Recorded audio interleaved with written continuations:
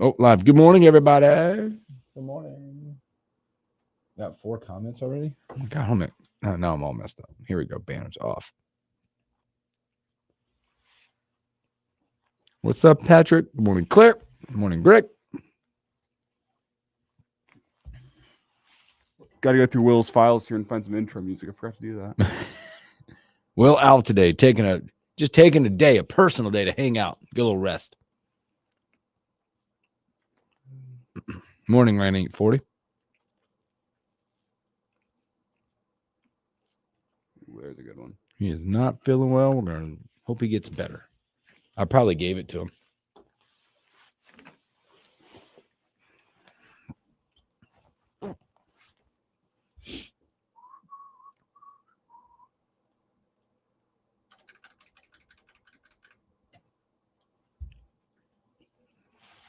Be a lot of fun today. Marco, baby. We're going to talk some hoops. I've got my beautiful white monster. Oh, look at that. Those used to be the best mini ones. versions. The mini versions are, yeah. It's perfect size. A little less of all the stuff. Yeah, it doesn't get me... Too high? Doesn't get me feeling like I did illicit things. Mama Wilson said, see, I thought he was looking rough yesterday. He was. I probably, like I said, I had the sinus crap. I probably did something. There's a lot of that stuff going around. Sinus, strep throat. I had kids home for a couple of days. They were probably faking, but whatever. It's funny. Will's got the day off. My dad's off to the Dominican Republic today. What? Yeah. What's he doing? And I'm like, well, I'm stuck here in Lincoln working all day. What's up with that? What's he doing? He hasn't taken a vacation in years, so good for him. Good for him. Yeah, no. He's going with anybody, just solo, just taking going off. with his girlfriend. Good. So, I mean, we did the math on it, and he hasn't taken a vacation since I was in 7th grade. Get out of here. So, good for him. That's a good spot to go. I've never been. I've heard it's really nice. He's never been either. I had some friends that have been. There's a couple all-inclusives down there. You can just go in. We'll get this rolling here. This is the Morning Hookup on KFOR. So here we go. Now holla if you hear me, don't come and feel me. Flow. Never mixing with tricking brothers, bitching over fixing. Good morning, Lincoln, Nebraska. Happy Thursday. Welcome into the Morning Hookup. Bill Hooks, Elijah Herbal, hanging out with us. Will Wilson taking the day to rest. Some of you probably noticed he didn't look too good the last couple of days. That's a kid that he burns it at both ends, my friend. Does he ever look good? Oh, yeah. He got that haircut. He got that He haircut. did get that haircut. And he looked good. He was feeling himself for a little But bit. I think he well-deserved day off. He needed one. That guy burns it. You guys burn it at both ends, man. You young bucks. Yeah, do it while you're in. Do it while young you're bucks right? do all these shows, run back and forth, work at bars. Yeah. See, for me, it's springtime once baseball season starts up and it's umpiring. Ooh, boy. Oh yeah, you're on it then because how many games do you think you do over a summer, summer? It's been less the past couple of years. Still probably in the good 30, 40 range. That's still a lot. I just know that's when we burn it at both ends because both my boys play a little select ball. I mean, you guys get up there in games though. We do. So we'll probably, and it's divide and conquer because I help coach the 14-year-old since they were 9. So I stay with that team most of the time. And my wife, God bless her, she's the one that hangs out with the little guy a lot. And I make it as much as I can to his stuff. But I bet you roughly it's 100 plus games between the two. Just between 2 by 50 a piece, roughly. But it depends on how you go in tournaments and how far you go along. And yeah, we'll see. I might pick up more. There's always so many youth games to go around, especially with some of those big tournaments. And I got to buy a new car. Oh, there you go. So you need to step up. So I think I'm going to step it up a little bit this Just get year. into those tournament plays. Hit the tournaments is where you can make your cash, isn't it? Go hit Slump Busters or something. Oh yeah, dude, go up there to the slump. Dude, there's how many? 3 and, sessions of that, right? I think. Yeah, and you can go make. If you want to go work all day on a Saturday and a Sunday, you make close to 1,000. There probably. you go. Because they bring a lot of people in for those, like umpires and stuff. There's so many games and so many teams from all over the state come in. Yeah, but the thing is those weekends are long, especially whenever it's hot and you're in all that gear back behind the plate. Yeah. Ooh, you get some long, long days. We did not do that the last couple of years, but when we used to do it, we would go up there and take the team up, and then a lot of people would stay and then go to hit up. We always did this session when it coincided with the CWS. Yep. Because then you go up, play games. You can decide to stay the night or not or whatever, and then you hit the game, which is always long days but fun. So, all right, welcome in. We got a lot to get to today. Marco D'Angelo, wagertalk.com. Coming up in about 15 minutes. We'll kick it up with Marco. We got 5 plays today. We got the Natty and some NFL playoff stuff to get to. We'll also talk Husker hoops tonight, 8 o'clock, FS1. We'll get our take on that. Get your take as well, what it's going to be like at PBA, the environment and everything that's going to happen down there tonight with a couple of predicted lottery picks going to be in town tonight. We'll talk about that. And then you and I will have a daily wager as well today. See, I did well for you last week. You did. I've been trash. See, I was 2-0 for you in my 2 days last week. So now I'll pick it up for Will. I've been trash. Like, I've been embarrassing trash. Like, I'm talking about picking daily wagers, and I pride myself on college basketball. I'm picking wagers where it's like teams are getting 11 points and they're losing by 30. Like, it is a clear swing and a miss. So I'm kind of embarrassed. I gotta pull. Will's got that tracked somewhere. He right? does. He has a form. He tracks everything. I'll just figure that out. Tracks everything. Morning, Shane. Thanks for hanging out. Morning, Sarah. But man, let's start with this, man. And unfortunate, man, I don't even know how to talk about this. It's just unfortunate. Yesterday you got word, I don't know, mid-afternoon, later on, they started getting the rumblings out there. Jack Hoffman at the age of 19 has passed away. That name, you hear that name and your heart sinks. Obviously, you go back, I mean, how many years? 10 years ago? Was it 10 years? 12. Was he 12 years ago? It's 12 years ago. Team Jack, the foundation gets started. You hear the story of Jack and the pediatric cancer and the relationship with Rex Burkhead, how that started when Rex was hurt, the wristbands, and the foundation gets started. And nobody will ever forget the run, right? The run. Maybe, I don't know where it ranks. And again, where does it rank as the most iconic Nebraska run in the history of Nebraska? When you talk about that and how it came about with Bo Pelini, Jeff Jamrock being a part of that process, Taylor Martinez being in that. At the time, I believe Joe Gantz on staff when that thing happens. And then you get that run. It hits home a lot for a lot of people because of the kid situation, pediatric cancer.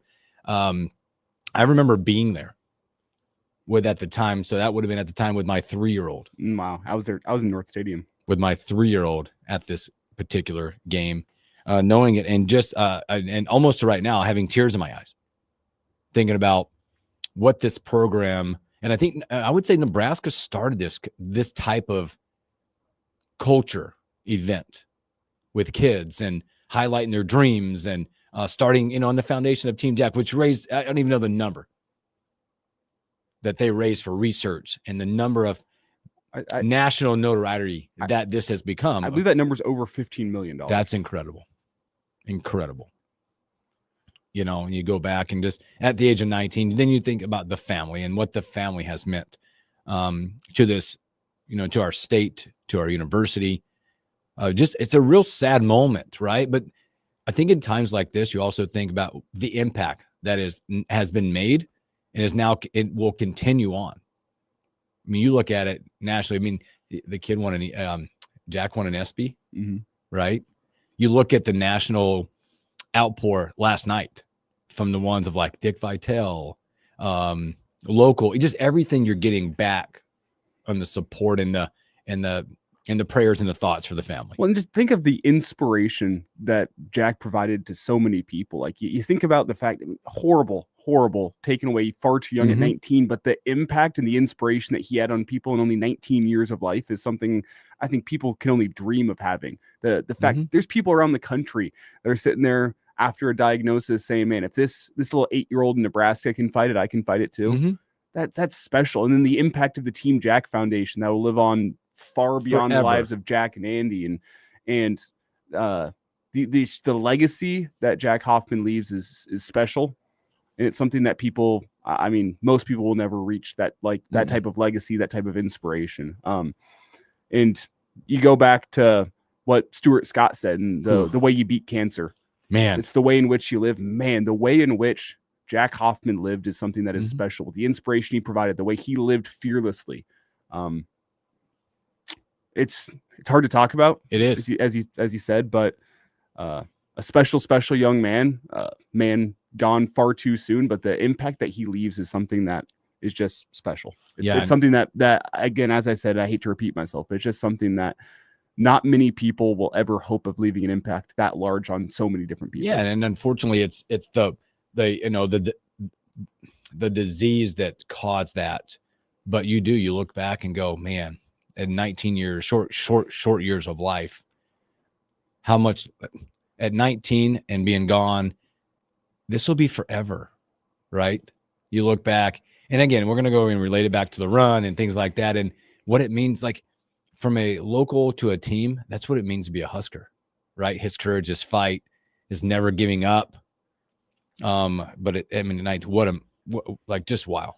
I mean, for me personally, it hits home. I had a younger brother that passed away at 25 years old, and it was a form of pediatric brain cancer at the time. So you think back about, again, lasting impacts and how it hits home to people. And I think this will resonate with a lot of people, especially locally. So absolutely. Yeah, man, tough one. And at a time like this, also fantastic reminder that the Team Jack Foundation is still doing amazing work with pediatric brain cancer and pediatric cancer in general. Encourage you to, if you're able, continue on with their cause. And I believe that's coming up real soon. The gala is coming. The gala is coming up here in town real soon. So yeah, if there's any way, everything helps, right, to get the research and to continue to help and have not just the Hoffman family in mind, but everyone that's still out there battling it now. Because I know obviously we lift Jack and his family up right now with their situation and loving them and Team Jack, but there's, and I know their reach wants to be so much bigger, right? That's why they did this. That's why they're still a part of it. And so always good stuff, man. So, but we were thinking about the family and in a tough day yesterday for a lot of people. And I think this one just hits home with like a lot of fans, right? I mean, it's one of those, the Jack's run is one of those moments. He felt like he was your son. It's one of those Husker friend. It's one of those Husker football moments that you can sit back and say, I remember where I was. I remember I was in North Stadium. There's only a couple moments in my life of Husker history where I can say I know exactly where I was when I saw that moment. One of them is Jack Hoffman's run. The other one's the Northwestern Hail Mary. Yep. And maybe Alex Henry's kick. Maybe I can remember those, but I can remember. Yeah, but you're right. You can go back and it's like I can remember I was in the southwest corner where I normally sit, and I'm trying to make sure that my kid at 3 years old had enough popcorn and candy, right? And all of a sudden you see this, you're like, oh my gosh. So rest in peace, Jack, as well as they're thinking about the rest of the family. Boy, tonight, big one tonight, 8:00 tonight, FS1, Husker Hoops. Got to get one. They got to go get one, don't we? Right? We got to get one. And well, and one thing about this basketball team is road struggles have been no surprise. That's been a common theme over the past couple of years. It's hard to go win on the road in the Big Ten. This team has made it especially so. But the flip side of that is this team has always showed a response whenever they've gotten back off of the road and they've gotten back home and had a good opportunity in front of them. You've always seen that response. They're going to need that response tonight. I mean, they got punched in the mouth by Purdue. The way that you blew that game against Iowa, this team needs some things to go right for them tonight. And you make your own luck, but we've become accustomed to this team showing that response at home, getting some balls to bounce their way, getting that crowd behind them. I expect more of the same tonight, but Rutgers, don't look at the record. It's a team that's more talented than their record is. I mentioned this last week or so. I hope that we don't I think the Purdue response was a direct reflection of the Iowa fall, giving that one away. Now you got to figure out, I know the PBA crowd tonight will give Nebraska basketball one big ass hug because that's what they need, right? You need to get back home, get that feeling, get that crowd pumped. I know it's 8:00, right? And again, you mentioned, don't look at Rutgers' record. They're 9-8 right now. They've suffered some bad losses. But there's a couple of dudes on this team. When you look at Dylan Harper and Ace Bailey, you're talking about two projected lottery picks coming to town. There'll be a lot of pressure tonight, too, for Nebraska, because you're going to see NBA scouts all over the place tonight. Well, the team that I compare this Rutgers team to is that Nebraska team that had Bryce McGowans and Trey McGowans, and it wasn't complete by any means. A lot of holes in that basketball team, but you as a Husker fan knew, if Bryce gets going and Trey locks it down defensively and does enough Watch out. offensively, Two guys can beat you all of a sudden. you know that they can beat anybody. Yes. That's this Rutgers team. If Ace Bailey, he's at any time this year, he sees a couple shots go down, he can go off for 30. So, And then I think Harper's kind of that consistent. You can expect 18 to 20 something points out of him pretty consistently. If those two get going, that Rutgers team can beat anybody. That's why I say don't look at the record. They're scarier than their record is. They've been rough on the road, which everybody has. A lot of young join the crowd on the road, guys. and especially a young basketball team like that Rutgers team is. But a young basketball team that has some things go right for them early in a basketball game, young and hungry is dangerous. I'm glad you mentioned the word young there, by the way, because when you look at their lineup, they start 4 freshmen.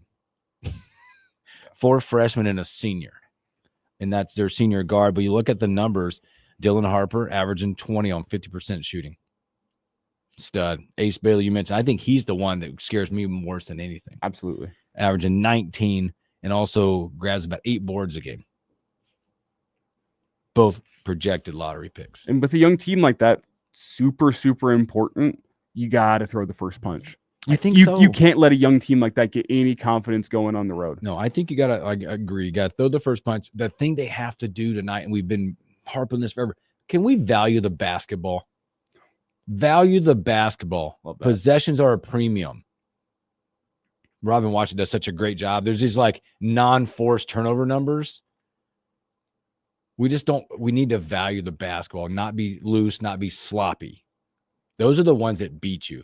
I like the aggressive turnovers when you're trying to make a play, backdoor things like that, but it's just the ones that you just don't value the basketball that are killing this team. And find a way to make free throws again. I'm surprised. I don't know if you're surprised, I am, but they're 9.5-point favorites tonight. I don't think I'm surprised. Just with how much better this team has been at home. And to be fair, Nebraska also has a guy that they can turn to when the going gets tough. I think that's what Harper is for this Rutgers team. He's the guy you turn to when the going gets rough. It's not Ace Bailey. Ace Bailey is the guy that you hope to get his hand hot early. Yeah, he gets early. It's off and running. Harper's the one that kind of sets the tone for that team. Nebraska, let's be honest. I think they have a guy. It hasn't looked that way over the past couple of weeks, but you got a guy, Bryce Williams, that you can turn to whenever the going gets tough. And he can go get you a bucket. I expect them to get him going tonight after a low on the season, 2 of 8. It took 8 shots against Purdue because they locked in on him. Mm-hmm. They locked in on him. They were sending double teams at him. Yeah. They have to find a way to get him going. And I think this team just needs to, I mentioned this a couple of days ago, just stay in your role tonight. I'm a firm believer that Juwan Gary shooting 20 times is not his role. Find a way to get down low, get in the paint, get banging down there. Well, that's going to open. You'll win the game. I can see this being an ugly type win. And the guy, I'm not sure which big man do you turn to as a guy Nebraska needs more from? Because to open up, Morgan. I was going to say the exact same thing. Morgan. I need more from him. I need some of those to open up your earlier type games that we saw from him. And that's not discounting Braxton. Braxton is what Braxton does. But I think this is one of those where styles makes fights. I think this sets up well for Nebraska. There's a lot of times where I say, man, that's a bad matchup for Nebraska. I think we're a bad matchup for Rutgers. I really do. I think that kind of explains the 9.5-point line. Yes, versatility, locked in on defense. The defense has been stellar at home. We know that. And the number of 600 and some odd days since we lost at home or something. So let's keep that rolling. So we'll give our score predictions here coming up as well. I'm 100% with you, though. This is a game that you need some Andrew Morgan. Yes, 100%. And I don't want to call it that way yet, but this is a must win for Nebraska. Absolutely. You got to get a sour taste out of your mouth of being gone for I'm willing to say losses. I'm willing to say it's a must win because we were looking at it. I mean, it does not get any easier when you start looking at what the road looks like coming up for Nebraska. You got to get one tonight because, man, sorry, I was flipping here. Coming up. Well, we talked after this, you get that one thing that's got us, and Will brought this little anomaly up. You go tonight, hopefully you get a win tonight. There's that 11 o'clock start again on a Sunday at College Park. Which has never gone well for Nebraska. How many times? I mean, Michigan State. I mean, again, these are tough places to play. Michigan State, Purdue, but they're 11 o'clock starts. Dating back, was that last year or 2 years ago where you had like half of the crowd there. I think it was at Maryland because there was freezing rain that morning that had come in. So like half the crowd wasn't even there. In Nebraska was just absolutely lifeless on 11 a.m. start. I think it was on a Saturday. Like that has been a trend for Nebraska. And we talked on our show, Hail Varsity, in the afternoons about the 4-game stretch Nebraska was on, where it was at Iowa, at Purdue, home against Rutgers, and then on the road at Maryland. 2-2 felt like it would have been a really good result out of those. Yes. And now it's uphill. It's uphill to get to 2-2. You got to get the one tonight, and you got to make it a game in College Park. Got to.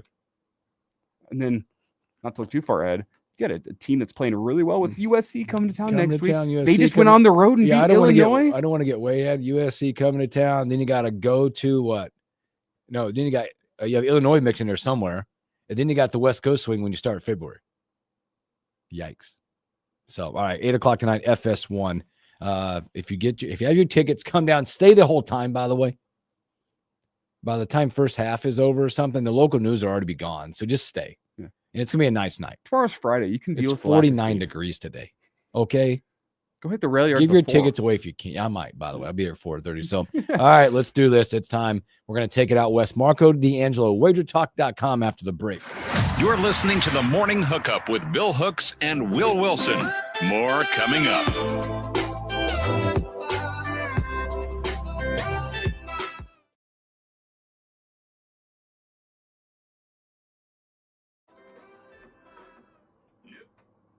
All right, let's get to that. Look at that later. Sarah, I will be there tonight too. Coming down with my middle kid and a couple buddies, I believe. Be a fun time. I mean, nice day out. Why would we not go down there about 4:30 and hang out in the rail yard? Seems like a nice Thursday. I mean, it's what's going to happen. What's going to happen? 9.5 seems like a lot of that's a big nugget. But we're really good at home. If I had a lean, it would be to Nebraska. It is 9.5. Might lean first half or something.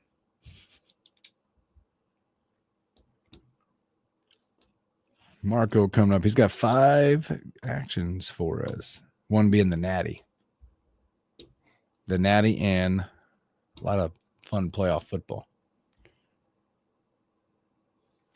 Last week was supposed to be the great weekend of football, and that might be this weekend. All right. Boy, you look at some of these matchups. I don't know which one's my favorite matchup from a viewing pleasure. When I look at them, I don't know. I know I have some invested interest in some fantasy football players. I do know that.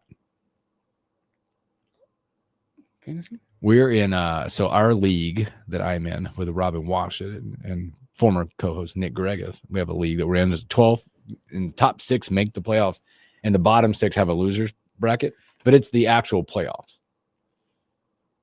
So you finish week 17 or 18, whatever the week. And then if you were in the top 6, whoever is on your roster that is a playoff person remains on your roster. But now you can drop those as well. Whoever finished number 1 in the league, so you redraft the playoff players in the pot, 1 through 6. You snake draft all the way through. And then it's cumulative each round. So like right now I'm sitting on, so then you have so my first week this is who I had in my lineup. I had Stroud, Barkley, A.J. Brown, Pickens, Shakir, Joe Mixon, and the Chargers defense. So what happens with like Pickens now that this They're eliminated. So, but I have so you have 16 on your 15. So this week, because I had other guys sitting there, I have Jared Goff, Joe Mixon in the mix, Barkley, A.J. Brown, Shakir, Travis Kelce. Now gets to get in the lineup. C.J. Stroud and have Jake Bates, the kicker. Yep. But I still have other ones on my roster. Like I still am sitting on, which I won't play them this week, but if the Chiefs were to continue to win, I have guys like, let's see. I have Tim Patrick, the third receiver for the Lions. Former Bronco. I'm still sitting on Kareem Hunt and Pirine. So if the teams advance, you advance. Like your players advance. Nice. Okay. So it's a lot of fun. I've never heard of this before. It's really fun. I'm gonna have to get into this. It's really fun. The other thing is in our fantasy league, there's in the regular season, so we don't play the defensive players. In our regular season, we have cornerbacks, linebackers, head coaches. It's wild. Are we calling Marco Cell? Yep. Is it that's I have you got number. it. Yep. I assume it's the cell. I got both numbers. Yeah, it's one of them. I don't know. It starts with a 7, I think, that one.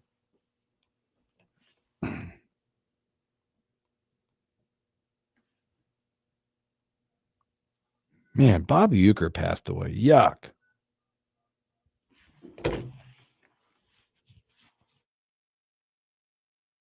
This is the Morning Hookup on KFOR. So here we go. Now holla if you hear me, though. Come and feel me. Flow. Never mixing with tricking brothers, bitching over fixes that ain't fitting to be hitting for nothing. Spitting things is big. Welcome back in the Morning Hookup. Happy Thursday. You all right? Yeah. We're good. Happy Thursday. Welcome back in the Morning Hookup. Yeah. We're okay. Let's bring on our guy from out west, Marco D'Angelo, WagerTalk.com. Did you hear what I heard? Yeah, I heard it. Okay, we delayed dump. So Good. what? I heard it. Yeah. That's why I think I talked right over the top just in case. I hit the delay dump. That's all right. Good. I don't know if that works. Not a lot of It stuff does. works. It does work? It does Okay, work. good. All right, welcome in. Marco, what's up, my friend? Guys, a little cold here in Vegas today for being in the desert, but hopefully the picks will be hot. Can you define what cold is in Vegas? 37 this morning. You know what's funny is I'm wearing shorts in here today because it's 37 in Lincoln. I'm Yeah. like, wow, heat wave. We just hit the heat wave yesterday. The other day, I woke up and walked out. It was like -2. I don't miss the cold, guys. Oh, we don't. Well, Marco, let's go. Let's get rocking and rolling, man. There's so much. I love we get to this point of the season and the action just turns up because of the matchups and how much we got. Let's talk about the national championship in college football. Ryan Day and his Ohio State Buckeyes and Freeman in the beat up Notre Dame Golden Domers. Yeah, and let's give Marcus Freeman his due. I said when we got to last week with 4 teams left that he was, without question, the best coach, left in the tournament, and obviously he still is. So we'll see what he can do against Ryan Day. But, I go back to that game against Penn State with Notre Dame, and they had every opportunity in the world to win that game. Penn State missed open receivers throughout that game. Allard did not have a good game. Consequently, we saw a low-scoring game come down to the end, and be decided, late with the field goal there. But this is a spot where I think Ohio State is going to be able to stretch the field on Notre Dame. We know the Notre Dame defense has played well all year, but as you said, they are banged up coming into this one. And I just don't see Will Howard missing wide open receivers. And what ended up happening is because the teams weren't scoring, it never got really more than that one possession type game. It was 10-0 briefly, but it was always a one possession game. So the teams did not take chances. They were playing field position and so forth. I don't see that happening this week. I like Ohio State to win this. Do I trust them laying the points? And we've seen this point spread bounce around a little bit. It opened up at 8.5. Within a minute, this game shot to 9.5 when it opened. The early money come in on Ohio State right away. But since then, we have seen the number come back some with Ohio State, and we're seeing 8s across the board in Vegas, a couple 8.5s offshore. But I think Notre Dame wins this game, but that's not the way I'm going to play it. Guys, I'm going to take the team total. And you can get Ohio State team total at 27.5. I see them getting 4 touchdowns in this game. Again, making the reference back to the opportunities that Penn State had in the game, and they didn't capitalize on them. Ohio State will. I have Ohio State winning this game. I have them winning the game by 10, which would cover the spread. But I think the safer bet here is to get them with the 20 over the 27.5, because I have them penciled in to score 31 or more points in this game. That gives us a little more margin on it. And if we do get the separation that I expect, then the teams have to move the football. And remember, this USC game, Notre Dame played the quarterback, Maeva, who was the quarterback at UNLV last year.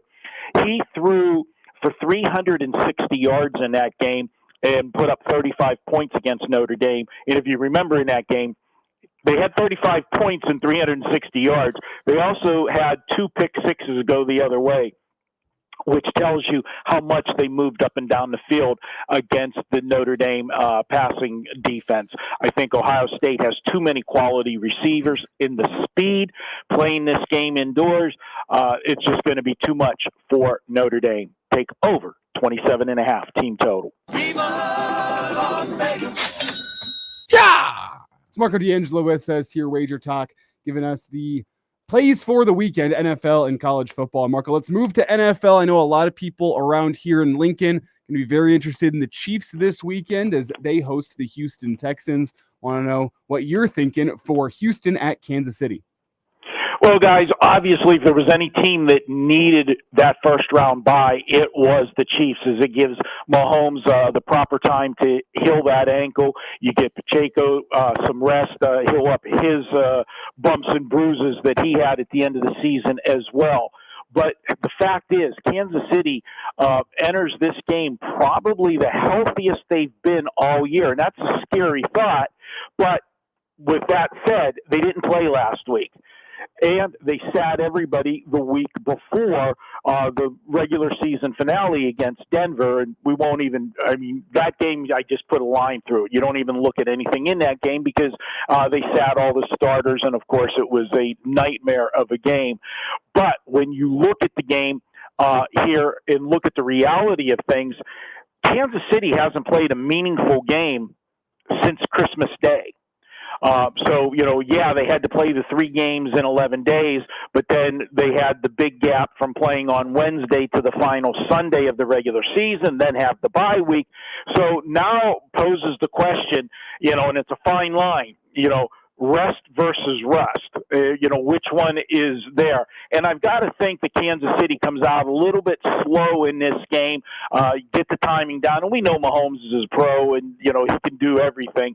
But I still think that they come out slow in this game. Now, if you watch last week's game with Houston in the Chargers, Houston was horrible for almost the entire first half. It was that last drive of the first half that resulted on the key play being that broken play on 3rd and 16 whenever it was a high snap and Stroud fumbled the snap, had to retreat, pick it up, and somehow found somebody wide open for a 30-plus yard gain that turned the light switch on for Houston, because prior to that play, they had done absolutely nothing. They steamrolled from there on, but the combination of Houston, I think, going against one of the best defenses in the NFL, the Chiefs' offense being a little bit rusty at the beginning of this game, I'm looking for a low-scoring first half.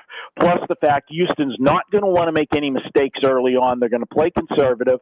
I am looking at this one, and I'm looking at a total of 21 for the first half. I'm going to go ahead. I'm going to take this game under 21 for the first half. That's our official play. I do like Kansas City in this game. You are laying a premium with them, as you always do. But remember this number. When you get into the playoffs, pick the winner. The team that wins the game, regardless what the spread is, generally is going to cover the spread 82% of the time or higher. Meaning the favorites are going to win by a margin or an underdog is going to win outright, is the way that these playoff games generally play out.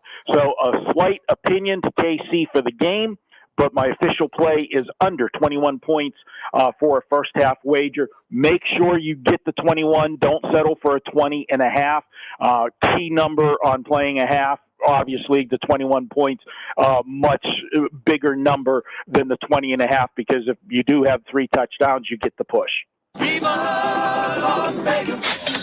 Yeah, boy, Houston could really do us a big favor and just beat the Chiefs and shut these people up around here. I'm talking to you, Nick. Watch out, Huxley. They're gonna throw you out of town. That's all right. That's all right. We got Bronco fans all over the place here. Okay. Next game, I'm excited for this one. This might be one of my favorite matchups to watch as a fan this week. Daniels in Washington headed to Detroit. Has there been a quarterback more clutch this year than Daniels in the fourth quarter?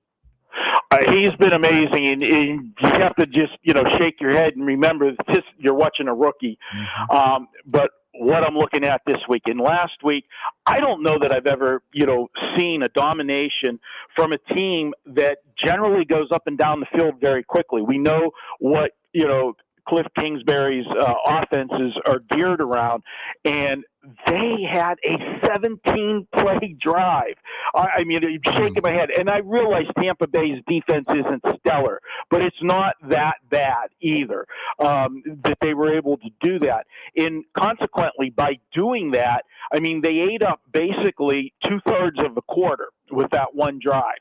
And Tampa Bay just didn't get the ball. Tampa Bay didn't get many opportunities. And then they had one possession where Baker Mayfield fumbles the ball, gives it up deep in their territory, and Washington's able to capitalize off that.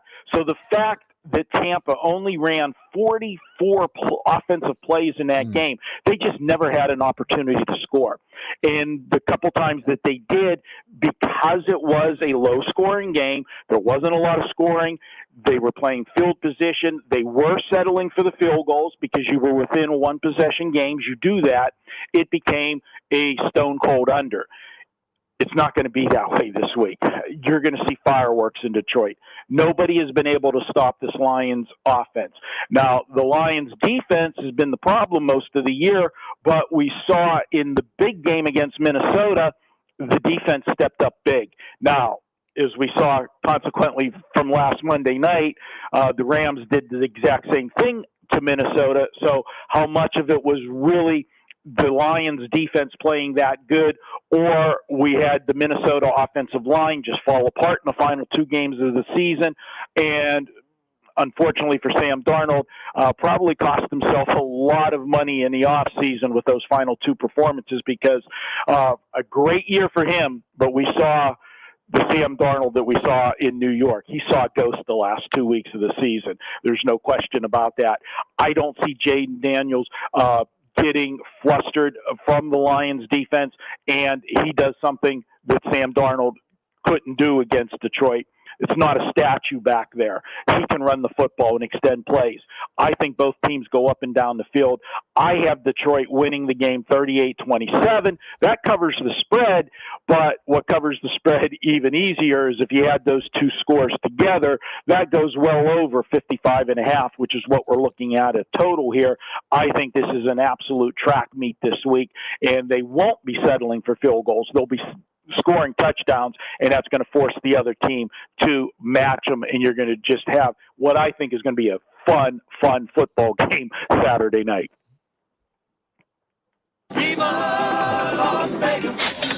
Yeah. Marco D'Angelo's with us here, laying out his picks for the weekend. And Marco, we move now to Philadelphia, where the LA Rams are in town taking on the Eagles. What do you like here? It was convincing performances from both teams last weekend. They were. Both teams got the job done, but let's be honest. Of all the teams that advanced last week, Philadelphia was the least impressive. I mean, they did absolutely nothing in the first half. Jalen Hurts, I think, had 39 passing yards at halftime. It was pitiful. He still only got, I think, 124 for the game. It was a performance that you could look at it two ways. One, Hurts missed the final 3 games of the season, so he had a little bit of rust. You would expect him to be able to play better this week. And, of course, last week, Green Bay, they gift wrapped that game for Philadelphia. Let's be honest.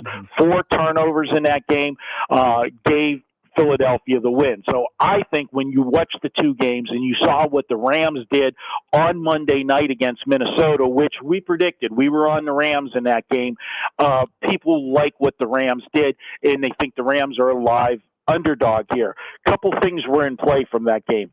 And when we broke that game down last week, I said the big concern for Minnesota is, do they lose that Detroit game twice? That was such a huge game. You go from being the number 1 seed and having a bye to being the number 5 seed and on the road. And that's what ended up happening. Now, Minnesota did catch a break when the game got moved to Arizona. It wasn't a true road game for them, but we said it really didn't matter because even playing in LA, we know that the crowds, aren't dominant for the LA teams at SoFi. So that was a wash. But what ended up happening in that game is Sam Darnold was a statue back there. The Rams were able to put pressure on him. And let's not forget, that was an easy game for the Rams to prepare for. Why? Well, the head coach of Minnesota was an assistant for Sean McVay. And basically, he was preparing his team defensively to face his offense. And that shut them down. That's not going to happen this week against the Philadelphia offense. Plus the fact, as I said, Jalen Hurts will be better this week with the second game back from the injury.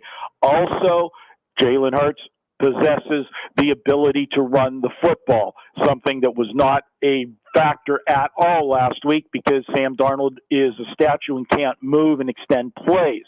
That is going to be the difference in this game. And when Philadelphia can extend the drives with runs by Hurts, it's also going to open up the other two parts of the football game for Philadelphia. They'll be able to throw downfield because linebackers are not going to be able to drop back in coverage. They got to worry about Hurts.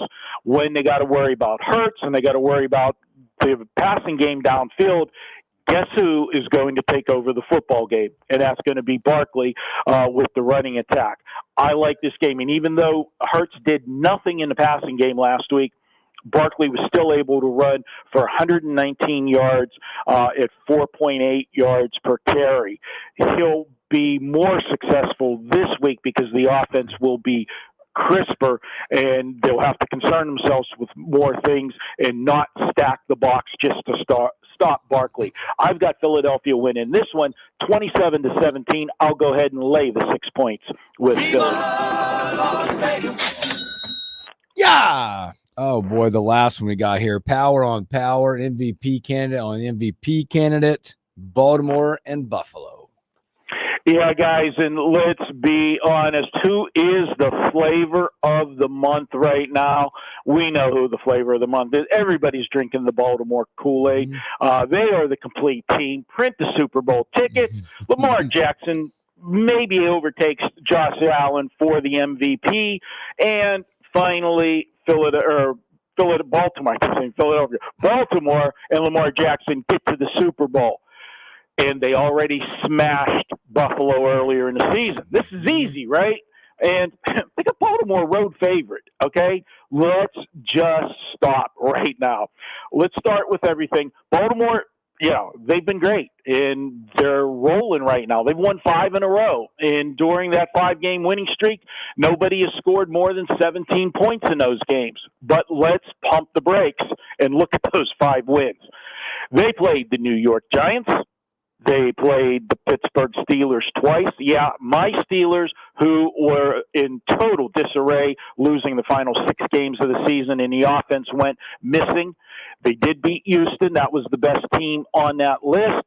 And then they beat Cleveland. That is not a who's who in the football world of the NFL this season. As I said, the only good team they beat was Houston, but they caught Houston. That was in that 3-game in 11 days when Houston played the Saturday to Christmas Day scenario, just like Kansas City had to do. That was a bad spot for them. When you go back to whenever they played the first meeting, and everybody's pointing to that game and saying Baltimore drilled them 35-10. Well, we were on Baltimore in that game, and we were on them big in that game. And the reason for that was Buffalo was 3-0, and they were coming off playing 2 weeks prior to that on Thursday Night Football against the Dolphins. That's the game that Tua got hurt. They beat them 31-10, looked like world beaters. Then they came back the following week on Monday Night Football and played Jacksonville and absolutely destroyed them 47-10. Now, after seeing them on Thursday Night Football and Monday Night Football, they come back and play on Sunday Night Football against Baltimore. Everybody was in love with Buffalo. They were the team. They were the flavor of the month at that time. Where was Baltimore at that point in the season? They were 1-2. If you remember, they got off to the slow start of the season. Buffalo was the epitome. You hear me use the phrase all the time, fat and sassy. They got beat. Now it's totally the other way around. People are overrating Baltimore because of this 5-game winning streak and what the offense has been doing. But again, look at the competition they've played. I am throwing out the last game of the season for Buffalo because just like Kansas City, they sat everybody. You go the 11 games prior to the final game of the season, Buffalo was 10-1 to finish the season, and the only loss in that 11-game stretch was a 44-42 loss in LA against the Rams. And I've got to point out that in that game when they went to play the Rams, they were coming off back-to-back huge games. They played Kansas City in the revenge game for the playoffs last year. They beat Kansas City. Then they had to turn around and play on Sunday Night Football against the 49ers. If you remember, that was the snowstorm, and Buffalo, had a laugher. They blew out San Francisco. The players were doing snow angels on the field and everything else, and then they had to go to L.A., and who did they play after the Rams? You want to talk about a sandwich spot? Yeah, they played the Detroit Lions. That was the perfect spot to go against them. We went against them, but we still had to hold our breath. It was a 44-42 win for the Rams. Those 10 wins, they scored 30 or more points in 9 of them. Plain and simple, guys. The wrong team is favored in this game. It's an overreaction to what what Baltimore is perceived has done in the last 5 weeks. Buffalo wins this one 31-24. Give me the Bills. Nobody circles the wagons like the Buffalo Bills. Yes. Yeah. And Marco, I don't think anyone would be mad about another Bills Chiefs AFC Championship Absolutely game. not. That's what you're picking here. I'd love that. That's, I think, where we're headed. And I hate to say it, I am a big Josh Allen fan. Mm-hmm. I would love to see him get his shot for the Super Bowl. And let's see what happens. Man, that road's got to go through Kansas City every year. Every year. Marco, speaking of something I come across, because you're a great follow on Twitter at Marco in Vegas. Can you tell the people right now on how to get on these 4% Big East games of the week? Because right now you're on a heater. In the last 26, you're 38-19. Guys, it's been a good run. I mean, this has been a run that really has gone back to the beginning of 2024 for us. And last week we had on Saturday 5% as high as we go, and we don't have that many of them, and we're 19-6 with our last 25 of those. We had a 5% on Houston against the Chargers. Didn't look good for 1 3/4 of the first half there, but second half was all Houston. And just head over to wagertalk.com. You can check out one of my packages, and we're actually running a special right now. If you want to get a 7-day all access, that gets you every play we've released for a 7-day package. Give you guys a little coupon code, MD77. You can get that package instead of for $99 for $77. You'll get every play we release in every sport. We do all of the sports, and I'm not somebody that releases a ton of plays. We generally will release 1 to 3 plays per day. I find what are the best plays on the board, and good way to go and follow. And then, of course, you know where to find me on Twitter at Marco in Vegas. And don't forget those YouTube channel. Bet on it. We'll break down all of the games, and there's tons of free videos there, not only for me, but from all of the cappers at Wager Talk. Awesome, Marco. Man, we appreciate your time, my friend, and I can't wait to watch these games this week, probably with some chicken wings, and we'll be talking about cashing tickets next week. Well, hopefully we'll be having Buffalo chicken wings. Yeah, Marco, you're the man. I appreciate you, brother. Take care of yourself. Let's cash some tickets. Marco D'Angelo, wagertalk.com. Always great stuff. I mean, if you missed any of that, we'll have the show up after we get down to be up on YouTube. You can go and check it out. Let's take another break. When we come back, we got to give Husker Hoops predictions and our daily wager. More next on the Morning Hookup on KFOR.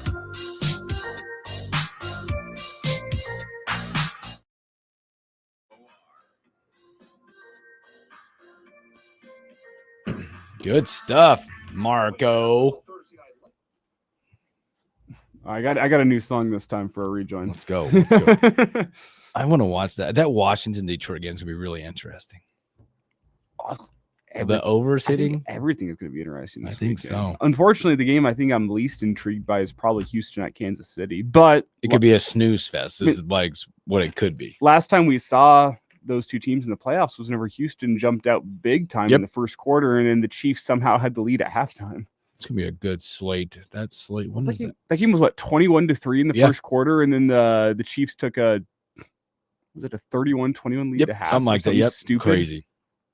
Boy, 3:30 on Saturday. Get that game starts, and the nightcap is the Commanders and the Lions. Sunday, 2:00. Rams Eagles, which I think is interesting as well. Rams Buffalo to end your Sunday night on at 5:30. The only shame is the noon kick on a Sunday that's prime time. Yeah, you know, it's gonna be weird having to kill a couple hours midday on a Sunday before the NFL action starts. Though. I think there's a lot of pressure in that final game on the Ravens. Think about it. They brought Derrick Henry in for what? This. I'm kind of. That's with what Marco, they need to get though. him over the edge, right? They needed Derrick Henry to get there to get him over the edge here. I'm with Marco though. I think the line's right, but I think the wrong team's favored. Yeah, I give a point and a half to the home team, but America seems to say otherwise, or I guess at least their friends in the desert. 1 point for Baltimore. Oh, it's gonna be so much fun. So much fun. Right at 40. I don't know, man. Ernesto, I heard yesterday he hasn't been on the show all week. Hope he's doing all right. Same. We haven't seen any comments from him. So we got about 4 minutes left here. We're going daily wager. Daily wager and give our hoops prediction. Hoops. Well, let's see if I can find Will's daily wager sheet. Because I've been trash. Straight trash. Yeah, hopefully this song you come back with isn't the full game sheet. I heard that. Picks. Is it the propfecta? Maybe. Is that what we're looking for? Maybe. Let's look it up. Will's on the 1s and 2s over there. 10-24. I'm not allowed to come in that room. Yes, this is it. I'm not allowed in there. Let's see. I've been so good at this. You've lost 4 straight here. Yeah, buddy, trash. Trash. Because I got Kings -3.5 against the Heat for you, and then I got North Carolina against SMU. That was a good one. Yeah, now we're looking 4 straight losses. Will's on 2 straight losses, and he had heater. Let's see, we didn't get an update last night. Because he took Tennessee against Georgia, and he hit 74-56. I wasn't there. Thew took one from me yesterday. I have no idea what Thew picked. He probably picked some stupid Sixers. I don't see any pick for you from yesterday. Good. He probably picked some stupid Sixers game. I'm going to go here. I'm going to try this because I'd like just to. Let's go down and see what that first half. Okay, we got 30 seconds here. I'm looking at college. Let's look at NBA too. We'll get something figured out. Interesting. Huh. I'm gonna play that. It's a first half play for me coming up. I just don't know which first way. Half play. I just don't. I'm gonna do something in the first half of the game tonight at Pinnacle Bank. We're coming back here. Yep. This is the Morning Hookup on KFOR.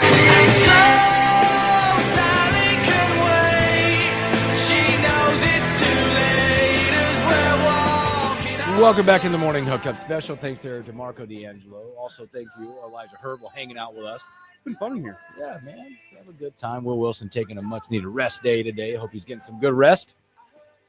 Well, if you're listening, if you need an Alka-Seltzer pill, I got you one. Or whatever you do, brother. We're here for you.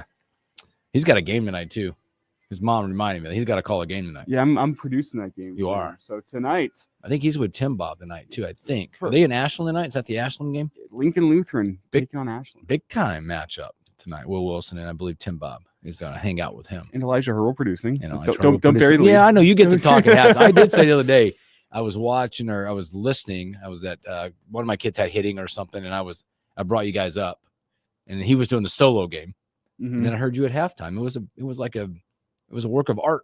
I have a lot of practice with The halftime studio is like updates. you didn't even know it. It's like you would never even. You're like, I got this. Well, you get to high school basketball, and like I'm so used to doing the long high school football halftime updates. Now you get to high school basketball, it's 10 minutes, and I go, man, I gotta hustle through things now, so I'm not used to it. That and Will apparently wants me to go on a call with him. I'm like, you don't want me to be on a call, brother, It could be fun. because what you guys do is special. See, I'm with Schmitty tomorrow night. I can't I keep up. Color commentary is fun though with basketball. Yeah. Because it's easy. He's not the best in the business for nothing. Bob Euchre, You- Major League. You know enough about basketball. You do. Oh, yeah, you we do can well make in it. color Yeah, commentary. I can make it. We could have a little fun. But you're also a busy guy in the evenings with your family. So Shane said I told you, Thew picked the Sixers over the Knicks, and the pick yesterday did not hit. 5 in a row. Count it. I got you tonight. All right, here we go. Let's talk about Nebraska real quick. Again, value the basketball tonight, 8 o'clock. The star power is going to be there with Harper and Ace Bailey in the house. I just think this is a style that makes styles makes fights. I think Nebraska's in a good position here. I don't know if I like 9.5. I like something in that 75, 65, like it's on the number kind of deal. 70. I'm going to go 75, 67. No cover, but we win. But that's not my daily wager. Okay, I got let's go 72-60 Nebraska. So a win and cover, but also not my daily wager. I like that. Here's my daily wager. Here's what I'm going to take. I'm going to go first half in this game. I'm desperate now. As you can tell, I'm going into a first half wager because I want something. Like I wonder if I can text Will if I can double down if I lose the first and go to the second half. That spread in the first half's 5. I'm going to go Rutgers plus 5 in the first half. Rutgers plus 5 in the first half. That's your daily wager? Yep. Rutgers plus 5. They're coming across at 110. I'm going to take the plus 5 in the first half. We're a slow starting team typically. For your sake, let's hope it's a win. I hope it's a win. For Will, I am taking Rutgers plus 5. the Fighting Jackrabbits of South Dakota State minus 11.5 against North Dakota. I love that. Yeah. You're just digging deep. I love that. I love that. Should be a lot of fun down at PBA, man. Get down there early, hang out, support the local businesses. It's gonna be a nice. It's already like 40 something outside. It's beautiful. I mean, For January, it's beautiful. I got the big coat, and I'm like, what am I even? And I'm the worst cold person in the world. So Elijah, man, appreciate you hanging out. Yeah, thanks for having me. Today. I don't Yeah, have it's the good stuff. bet out here, but That's all right. We'll get you out of here It's time to tomorrow. It'd be Fullback Friday. Dr. Dane Todd, Jeff Moats, and Will returns. You guys have a great Thursday. Catch you on a Friday.